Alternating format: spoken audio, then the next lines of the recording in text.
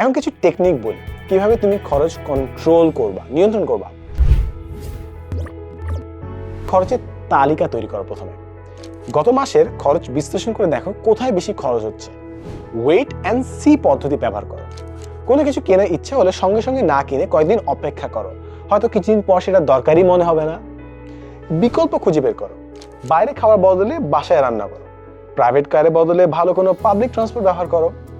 অপ্রয়োজনীয় সাবস্ক্রিপশন বাতিল করো। এভাবে ছোট ছোট পরিবর্তন তোমার সঞ্চয় অনেক বাড়িয়ে দেবে। একবারে না জমিয়ে অল্প অল্প করে জমাও। একসাথে বড় অঙ্কের টাকা জমানো কঠিন মনে হতে পারে, অথচ প্রতিদিন অল্প অল্প করে জমালে বছর শেষে একটা বড় অঙ্কের টাকা সঞ্চয় করা সম্ভব।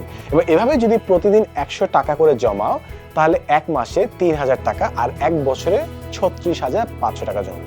আয়ের নির্দিষ্ট অংশ, মনে করো তোমার আর্নিং এর 10 থেকে 20% সরিয়ে রাখো। নিয়মিত সঞ্চয় করার জন্য প্রতি মাসে আয়ের নির্দিষ্ট অংশ, যেমন 10 থেকে 20% সরাসরি সঞ্চয়ের জন্য আলাদা করে রাখো। ক্যাশব্যাক অফার আর ডিসকাউন্ট ব্যবহার করে কেনাকাটা করে তুমি কম খরচে অনেক কিছু কিনতে পারবে।